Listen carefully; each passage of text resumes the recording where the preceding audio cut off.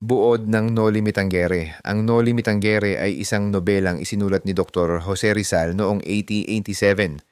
Ito ay naglalantad ng katiwalian, pang-aapi, at kawalang katarungan sa Pilipinas noong panahon ng mga Kastila.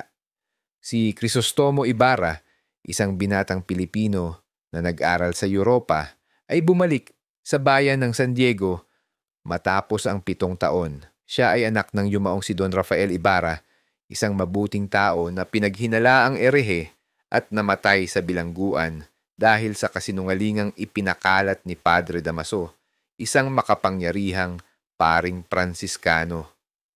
Sa kanyang pagbabalik, muling nagkita sina Ibarra at ang kanyang kasintahang si Maria Clara, ang anak ni Kapitan Tiago.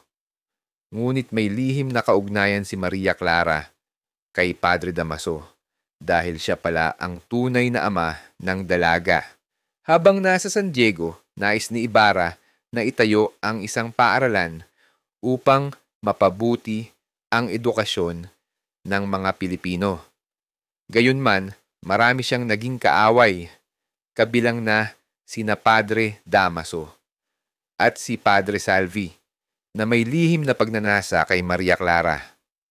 Sa isang piging, ininsulto ni Padre Damaso si Ibarra na muntik ng patayin ng pari sa galit.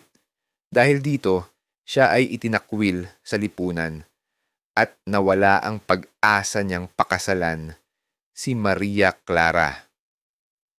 Napalapit naman si Ibarra kay Elias, isang bangkero at matapang na lalaki na tumutulong sa mahihirap.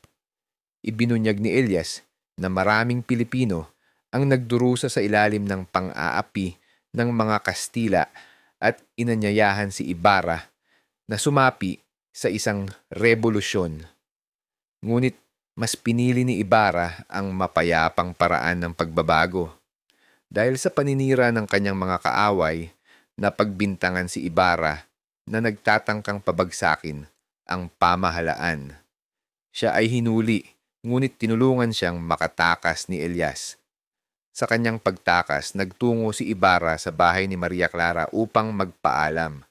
Nadurog ang puso niya nang malamang ipinagkasundo na si Maria Clara kay Alferez Linares, isang lalaking inutos ni Padre Damaso na pakasalan niya. Dahil sa matinding dalamhati, pinili ni Maria Clara na magmadre kaysa mapilitang magpakasal.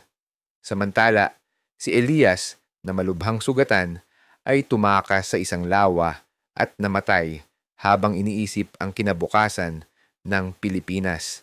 Sa huling bahagi ng nobela, ipinakita ang malungkot na kapalaran ng mga pangunahing tauhan. Si Ibarra ay itinuturing na patay, si Maria Clara ay naging madre, at ang mga Pilipino ay patuloy na naghihirap sa ilalim ng mapang-aping sistema.